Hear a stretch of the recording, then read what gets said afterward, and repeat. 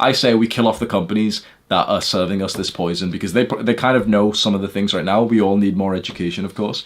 But I say we slowly start to like rule out the companies that like just stop spending money on the companies that just give us this shit, for example. Just simple as that. Obviously, like, I still expect companies to take some time, but like if they seem arrogant with it, if they seem like, you know, they're not listening to this new stuff of like, yeah, we hate plastics, they're bad for the environment, so like that sort of like soft group of people are on our side because they're like, they hate plastics because it's climate change and stuff. We hate plastics because we only care about testosterone. So it's like, okay, we'll handshake each other, like, okay, let's do this. Don't take the receipt. So when you go to a shop and they, oh, would you like your receipt? No. But like, would you like, bro, in Thailand they did this a lot, bro. They'd take the receipt, wouldn't ask you, and they'd put it on your cash note and then give it to you, like her fingers touching it. Oh man. And I'd literally like grab my cash, say no receipt, no receipt, no receipt, and they'd take it with like, you know, there's always smile and stuff. I remember seeing this one like paranoid looking motherfucker, bro. He literally came in into a restaurant first with a mask on, right? First thing, went to the hand sanitizer all of his hands, ordered his food, grabbed the receipt, used the hand sanitizer again before he left. I don't know if it's a conspiracy theory or whatever, bro, but there's a hand sanitizer little fucking squeezy bottle on every restaurant table these days. I'm not touching hand sanitizer for the rest of my life. I don't give a fuck, bro. It's some unnatural ingredient. When you think about it, it's like, what the fuck is actually in it? I don't give a fuck. I'll use soap when I absolutely have to. But even then, it's like, I've realized that I've probably been washing my hands like too much for most of my life. I don't know. This is something that I'm a bit uncertain of, because soap has got antibacterial stuff, which is good for you. But apparently these things, hand sanitizer, soaps, like most soaps, hand wash, they apparently can make BPA worse. So I'd do more research on that. I don't know the answer fully.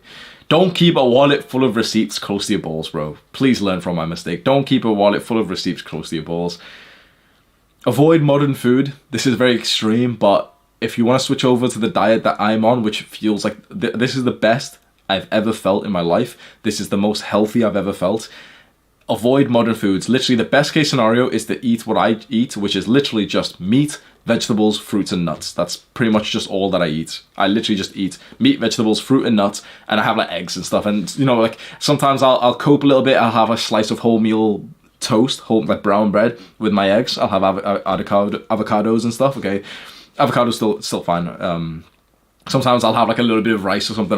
You know, it's not 100% like this, but it's like mostly my diet is literally just a fuck ton of meat, vegetables, a lot of fruit as well. I get most of my carbs from fruit these days. Like I'll have like 4 apples a day and a huge amount of blueberries and bananas. It's like, it's got fructose in it, it's got sugar in it, but then it's got fiber and vitamins. So it's like, it's this weird trade-off. And it's like, I'd rather just get my carbs from fruit and some like a fair amount of vegetables than I would from like some random grains that have been produced in the last 100 years. If your caveman ancestors didn't eat it 1,000 years, 10,000 or 100,000 years ago, you probably shouldn't either.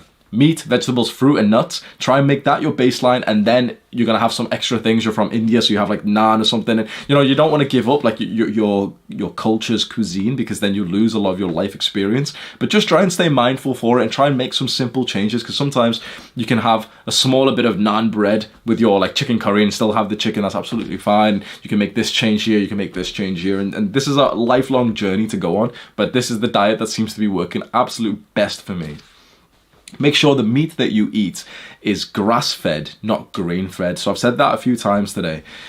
Grass-fed simply just means that that animal was eating like grass, like out in the farm, instead of it was being locked up and it was just eating grains. There's still issues and stuff, fine, but if you're gonna eat meat, which most of us are, and I do think it's better to eat meat than not, then I would highly suggest getting the grass-fed ones, because what it means, like what grain-fed means, is that they eat this mass-produced, moldy, weird, like fucking disgusting little food that's making them sick, and also is gonna obviously pass on to like the meat that we're eating from them. We don't want to eat much grains. Like, you know, the mass production of grains perfectly ties to the mass health consequences of people who eat a lot of like grains and breads and all this shit, pasta and stuff. It's like they're usually fat and unhealthy and lethargic as well. So you just take that as it is. You don't have to follow this advice. You could have a different diet if you want. and just focus on other things. Well, at least for me, like changing my diet's actually been the single greatest change that I've made for my health. Is I just eat meat, vegetables, fruit, nuts, eggs. That's literally just it. My diet's somewhat boring, but it's not, because,